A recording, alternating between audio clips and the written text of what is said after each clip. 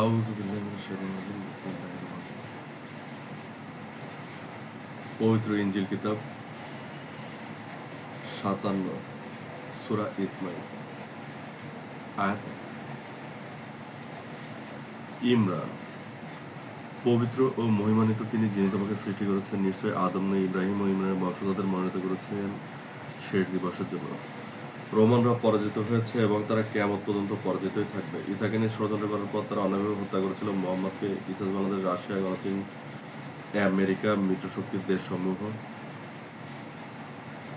Japan, France, German, তুর্কি, Mecca, Africa, Caribbean ও মুমিনগণ, অপরপক্ষ মূর্তিপূজারী কাফের, রোমান, ইউকে, হাঙ্গেরি, সুইডেন ও ক্যামেরুন। কাফিরেরা পুনরায় সংঘবদ্ধ হয়েছে, তবে তাদের পরাজয় সুনিশ্চিত। কাফিরদের মধ্যে ঐক্য এটা নিতান্তই দুর্বল। ওদেরকে যখন তোমরা ধাওয়া করবে তখন দেখবে একদল অপর দলকে রেখে পালাচ্ছে।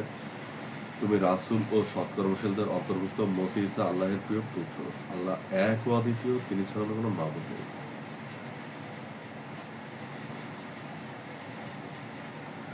স্মরণ করো ইব্রাহিমের কথা। ইব্রাহিম ছিল আল্লাহর মনোনীত একজন বান্দা রাসূল। খ্রিস্টপূর্ব ৩০০০ সালে ইব্রাহিমকে প্রেরণ করেছিলাম বর্তমান তুর্কির ওসমানী এলাকার এক জনবসতির প্রতি। বসতির নেতা ছিল তাগুত নামক এক মূর্তিপূজারী এবং ইব্রাহিমের পিতা আজর তাগুতের জন্য মূর্তি নির্মাণ করত। প্রাতঃ উপনীত হলে আমি ইব্রাহিমকে দান করি নবুয়ত, কিতাব, প্রজ্ঞা ও হিকমা। সে তার পিতাকে আহ্বান করল, হে আমার পিতা, তুমি এমন কিছুর উপাসনা কেন করো যারা সামান্য চলাফেরা করতে সমর্থ নয়? তার পিতা তাকে এসব থেকে দূরে রাখতে হাজেরা নামক এক সম্ভ্রান্ত কন্যার সহিত বিবাহ প্রদান করেন। তথাপি ইব্রাহিম বাৎসরিক মূর্তি পূজার অনুষ্ঠানে উপস্থিত হয়ে সমস্ত মূর্তিগুলোকে ভেঙে দিল। মূর্তি পূজারীর তাগুত তাকে আগুনে নিক্ষেপ করলো এবং ইব্রাহিম তার মধ্য থেকে পায়ে হেঁটে বের হয়ে এলো। আমি আগুনকে বলেছিলাম, হে আগুন, তুমি ইব্রাহিমের জন্য কোমল ও শান্ত হয়ে যাও। স্মরণ করো একদা নিভৃতে ইব্রাহিম বলেছিল, হে আমার প্রভু, বার্ধক্যে আমার মস্তক শুভ্রোজ্জ্বল হয়েছে।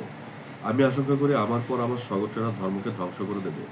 সুতরাং তুমি তোমার পক্ষ থেকে আমাকে এক উত্তরাধিকার দান করো। এবং ইব্রাহিম সারা নামক জনক এক কন্যাকে বিবাহ করিল, অথবা সারার গর্ভে আমি প্রদান করি ইসমাইলকে, এবং কিছু বছর পর হাজেরার গর্ভে আমি প্রদান করেছিলাম ইসরাইলকে। আমি স্বপ্নে ইব্রাহিমকে দর্শন দিলাম, হে ইব্রাহিম, তুমি এক আল্লাহ বিশ্বাসী হলে তোমার সব থেকে প্রিয় বস্তুকে আল্লাহর রাস্তায় উৎসর্গ করো। তখন সে তার স্ত্রী ও শিশুপুত্র ইসমাইলকে মক্কাতে রেখে আসলো। যখন পানিতৃষ্ণায় ইব্রাহিমের স্ত্রী সাফা মারওয়াতে দৌড়াদৌড়ি করছিল, তখন শিশুপুত্র ইসমাইলের পায়ের আঘাতে মরুভূমি থেকে পানি বের হলো। বস্তুত আমি জিবরিলকে নির্দেশ দিয়েছিলাম তা প্রবাহিত করানোর জন্য, এবং আমি তাদের কর্মকাণ্ড খুব কাছ থেকে পর্যবেক্ষণ করছিলাম। তারা ছিল মক্কাবাসিত। এবং ইব্রাহিম এলে সারা বিবি উক্ত ঘটনাকে ব্যক্ত করলো। ইব্রাহিম আল্লাহর অনুগ্রহে স্বীকার করলো এবং বনি আরবের স্মরণে তার নামকরণ করা হলো জমজম।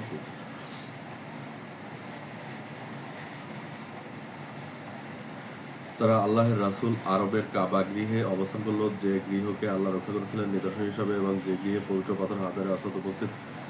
দীর্ঘকাল ধরে কাবা গৃহে দূর দূরান্ত থেকে বছরে একবার তাওয়াফ করতে আসতো। আদমের প্রথম পুত্র মক্কার আবাসস্থান জেরুজালেম বিজয়ের পর ইব্রাহিম ইসরায়েলের সহিত সপরিবারে সেখানে অবস্থান করতো। ইব্রাহিম আমার অনুমতি নিয়ে তার ভাইপো লুতকে প্রেরণ করেছিল জড়সাগরের পূর্ব তীরের বসতি সোডম ও গোমরাতে। স্বর্গের লুতের কথা লুত সেখানে প্রেরিত হয়েছিল একেশ্বরবাদের দাওয়াত নিয়ে। তবে তারা ছিল একই লিঙ্গের প্রতি আসক্ত, মূর্তি পূজারী, জালেম ও সীমালঙ্ঘনকারী জাতি। আমি তাদেরকে ধ্বংস করেছিলাম তাদের সীমালঙ্ঘন করার দরুন। লুত ছিল আল্লাহর মনোনীত একজন বান্দা ও রাসূল। আমি তাদের কর্মকর্তব্যকে রক্ষা করেছিলাম, যা তোমাদের জন্য নিদর্শন।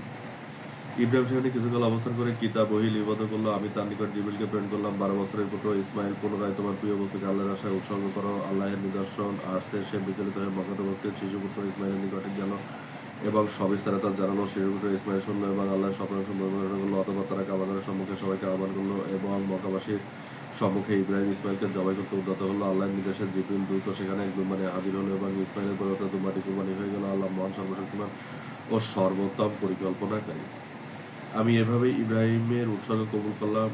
ঈদ উল আজহা পরিণত বয়সে উপনীত হলে আমি ইসমাইলকে দান করি নবুয়ত, কিতাব, প্রজ্ঞা ও হিকমা। ইসমাইল ও তার বংশধরেরা মক্কার শাসক হিসাবে নিযুক্ত হয়। জেরুজালেম এ ইব্রাহিমের মৃত্যুর পর সেখানকার শাসক হিসাবে নিযুক্ত হলো ইসরাইল এবং তার ১২ পুত্র থেকে ১২টি গোত্র। অতঃপর যে যার যার গোত্র চিনে নিল। স্মরণ করো জনসাগরের ওপরে ইয়াকুবের বসতির কথা। পরিণত বয়সে পরিণত হলে আমি তাকে প্রদান করি নবুয়ত, কিতাব, প্রজ্ঞা ও হিকমা। পানির গভীর সুড়ঙ্গ পথ দিয়ে সে জেরুজালেম আক্রমণ করে এবং সেখানকার শাসন নিযুক্ত হয়। স্মরণ করো শনিবারে সীমা লঙ্ঘন করা নিষিদ্ধ ছিল এবং পবিত্র পাথর যা বাইতুল আকসাতে রক্ষিত রয়েছে। স্মরণ করো ইয়াকুব পুত্র ইউসুফের কথা। বাল্যকালে আমি তাকে রক্ষা করেছিলাম। প্রাপ্ত বয়সে উপনীত হলে আমি তাকে প্রদান করি নবুয়ত, কিতাব, প্রজ্ঞা ও হিকমা, এবং সে হয়েছিল মিশরের দ্বিতীয় সর্বোচ্চ ক্ষমতাধর ব্যক্তি। স্মরণ করো ইমরান পুত্র মূসা ও মিশরের বনী ইসরায়েলী বসতির কথা। প্রায় ১৫০০ খ্রিস্টপূর্ব সালে তারা বসবাস করত নীল নদের অববাহিকায় লুৎফুরে। বাল্যকালে আমি তাকে রক্ষা করেছিলাম আমাদের বাদশাহ ফিরআউনের হাত থেকে। প্রাপ্ত বয়সে উপনীত হলে আমি তাকে প্রদান করি নবুয়ত, কিতাব, প্রজ্ঞা ও হিকমা। সূর্য অস্তমনকালে ফেরাউন ও তার কাফের সৈন্যদল বনী ইসরায়েলীদের পশ্চাদপন করেছিল এবং আমি তাদেরকে ডুবিয়ে মেরেছিলাম পবিত্র পানিতে। কিছুকাল পর মূসা পথভ্রষ্ট জেরুজালেমকে জয় করে এবং সেখানকার শাসন নিযুক্ত হয় তার এক পুত্র এলিজার। জেরুজালেম এবং অন্য কাজ সব জর্ডানে নিযুক্ত হয়। স্মরণ করো দাউদ ও তার চিকিৎসক বসতির কথা। প্রায় 1000 খ্রিস্টপূর্ব সালে তারা বসবাস করত বিদেশি অঞ্চলে। সেখানে রাজত্ব করত এক মূর্তিপূজার সম্প্রদায় যাদের প্রধান ছিল এক নারী। ব্রিটিশ সেখানে প্রেরিত হয়েছিল সাতপুরি জেনারেল গলিয়াতের নেতৃত্বে একদল সেনা। ছোটখাটো গরনের দাউদ তারা এক একাধারে গলিয়াতকে হত্যা করল। অতঃপর সেখানকার রাজা মনোনীত হল দাউদ। মিত্রিল, কোবাল, টাইটানিয়াম ও সোনা খেকেও ব্রিটিশ ও রোমান। দাউদের পর সেখানকার নেতা মনোনীত হল তার পুত্র সুলাইমান আনুমানিক 900 খ্রিস্টপূর্ব সালে এবং তারা উভয় ছিল আল্লাহ মনোনীত নবী ও রাসূল। পরিণত বয়সে উপনীত হলে আমি তাকে প্রদান করেছিলাম নবুয়ত, কিতাব, প্রজ্ঞা ও হিকমা। এবং সুলাইমান বিলকিস নামক মহিলা জিনের সহিত বিবাহ সম্পন্ন করে। স্মরণ করা মাসলামের পুত্র ইমরানের কথা। ইমরান ছিল আল্লাহর মনোনীত বান্দা ও রাসূল। পরিণত বয়সে আমি তাকে প্রদান করেছিলাম নবুয়ত, কিতাব, প্রজ্ঞা ও হিকমা। সে ছিল জেরুজালেমের একজন যাজক এবং বার্ধক্যে মসজিদ শাসককে আমি তাকে দান করেছিলাম। মারিয়ামকে স্মরণ করো। জাকারিয়ার কথা। জন্ম আনুমানিক 45 খ্রিস্টপূর্ব সালে। জাকারিয়া ছিল আল্লাহর মনোনীত একজন বান্দা ও রাসূল। সে ছিল তুর্কির একজন যাজক এবং আল্লাহর অনুগ্রহ প্রাপ্ত। পরিণত বয়সে উপনীত হলে আমি তাকে প্রদান করেছিলাম নবুয়ত, কিতাব, প্রজ্ঞা ও হিকমা। বাইতুল আকসা তার ভাই ইমরান আকস্মিকভাবে মৃত্যুবরণ করলে মরিয়ামের অভিভাবকের প্রয়োজনীয়তা দেখা দেয়। তাদের নিকট জেরুজালেমে আমি জাকারিয়াকে প্রেরণ করলাম এবং তারা একটি প্রতিযোগিতার আহ্বান করলো। প্রত্যেকে তার কলম লিখে পড়ল এবং 3 বারই আল্লাহর অনুগ্রহে জাকারিয়া জয়লাভ করলো। সে মরিয়ামকে তার সাথে তুর্কিতে নিয়ে গেল এবং তারা আবাসস্থল হলো পাহাড়ের কোণে এক নির্জন উপাসনালয়। জীবন ধারণের জন্য সেখানে সবই উপস্থিত ছিল। সে প্রত্যহ সকাল বিকাল উপাসনালয় পরিষ্কার করতো এবং আল্লাহর নিকট থেকে আর প্রাপ্ত হতো। সে দিনের কাজ করতো এবং ও রাতে প্রার্থনায় মশগুল থাকতো। সে ছিল নেককারপূর্ণবান এবং সে ব্যভিচারিণীও ছিল না।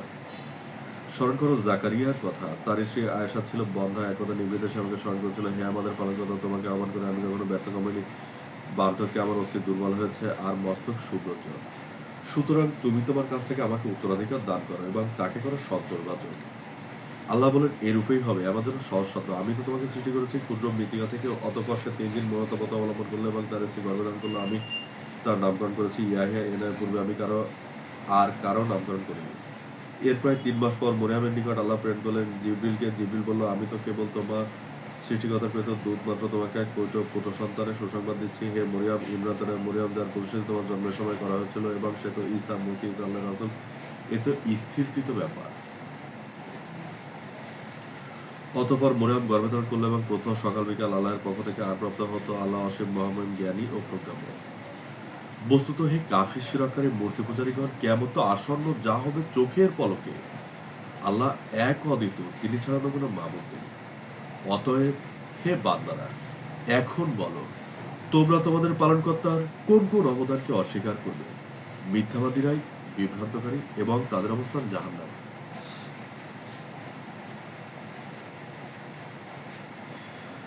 স্মরণ করো মুহাম্মদ ও তার মক্কাবাসীর কথা। মোহাম্মদ ছিল আল্লাহর মনোনীত একজন বান্দা ও রাসূল। আনুমানিক প্রায় 570 খ্রিস্টাব্দে মোহাম্মদ প্রেরিত হয়েছিল। মক্কাবাসীর প্রতি তাদের আনুমানিক বয়সকাল ছিল 90 বছর এবং গড় চলতে ছিল 5 ফুট 10 ইঞ্চি। তাদের উপার্জনের অন্যতম উৎস ছিল কৃষিকাজ, পশুপালন, বন্দর বাণিজ্য ও হজ থেকে প্রাপ্ত সম্পদ। দীর্ঘ বছর ধরে রোমান, ব্রিটিশ, সুইডিশদের সাথে লড়াই করছিল তারা। আনুমানিক 1 লক্ষ খ্রিস্টপূর্ব সালে কাফিররা সক্রেটিসের বসতি ব্রাসব দখল করে তার নাম দেয়। রোমানিয়া সেসব তথ্য গোপন করতে ভূমধ্যসাগরের জেরুজালেমের ইহুদি বসতি পুড়িয়ে ধ্বংস করে। সক্রেটিস ও ইহুদিকে অন্যায়ভাবে হত্যা করার পর তারা আরব দখল করে নেয় এবং আরব সাগরের প্রান্তের দেশ ইয়েমেনে হামলা করে। তবে তাহমুদের সালে প্রতিবারই সে হামলা প্রতিহত করে। সালে ও উট সালে ছিল আল্লাহর মনোনীত একজন বান্দা ও রাসূল এবং যুদ্ধ চলমান রয়েছে। তবে আল্লাহের ইচ্ছায় মুমিনরাই বিজয়ী হবে। তৎকালীন মক্কায় চলছিল বনী কুরাইশ বংশের শাসন এবং ভূমধ্যসাগর হয়ে রোমানরা মক্কার দখল নিতে চাইছিল। কাফির রোমানদের সাথে চুক্তি করে বনী কুরাইশ গোত্রের শাসকগণ পবিত্র কাবা শরীফে 360টি মূর্তি স্থাপন করে। আব্দুল্লাহ ছিল আল্লাহের অনুগ্রহ প্রাপ্ত বান্দাদের মধ্যে অন্যতম। সে শিক্ষালাভ করেছিল মুসা, হারুন, ইসমাইল, ইসরাইল, ইহুদি, ঈসা ও আইনজীবী বসতির ব্যাপারে রোমানদের বিরুদ্ধে যুদ্ধ ঘোষণা করলে রোমানরা তাকে হত্যা করলো। অতঃপর শহীদ গিয়ে আমি মোহাম্মদকে প্রেরণ করলাম। বাল্যকালে আমি তাকে রক্ষা করেছিলাম এবং প্রাপ্তবয়সে উপনীত হলে আমি তাকে প্রদান করি নবুয়ত, কিতাব, প্রজ্ঞা ও হিকমা। অতঃপর মোহাম্মদ কাফির ও মূর্তি পূজারী রোমান ব্রিটিশ সৈনিকদের বিরুদ্ধে যুদ্ধ ঘোষণা করলো। মক্কা জয় করলো এবং মূর্তি অপসারণ করা হলো। আল্লাহ মহান, সর্বশক্তিমান, সর্বজ্ঞ ও ন্যায় বিচারক। হুদায়বিয়ার সন্ধিতে কাফির রোমান সেনাপতি উমর মুসলিম হয়ে গেল। প্রায় 63 বছর বয়সে কাফির রোমানরা তাকে বিষ প্রয়োগে হত্যা করলো। আমরা আল্লাহ সৃষ্ট বান্দা এবং তার নিকট প্রত্যাবর্তনশীল মোহাম্মদকে দুর্বল করা হয়েছিল প্রতারণার মাধ্যমে। বেরাল্লাহ হামজাকে হত্যার মাধ্যমে। অতঃপর কাফির রোমানরা প্রতারণার মাধ্যমে হত্যা করলো খলিফা ওসমান ও খলিফা আলীকে। 61 বছর বয়সে বিশ্বাসী খ্রিস্টান ও বিশ্বাসী মুসলিমদের ভেতরে দ্বন্দ্বের সূচনা এবং কাফির রোমানরা আলীর পুত্র হাসান হোসেনকেও হত্যা করেছিল। স্মরণ করো ওসমান ও মুজিবের কথা। স্মরণ করো 1988 খ্রিস্টাব্দে মসিহ অনুসারীদের কথা। মসিহ মুমিন অনুসারীদের রোমান অনুসারীরা রোমান কাফিরদের বিরুদ্ধে যুদ্ধে জয়লাভ করলো। অতএব হে বান্দারা, এখন বলো মুমিন বিশ্বাসীদের দেওয়া কবুল কি? নিশ্চয় আল্লাহ প্রতিশোধ করার। সদাকাল্লাহুল আলিয়্যুল আযীম।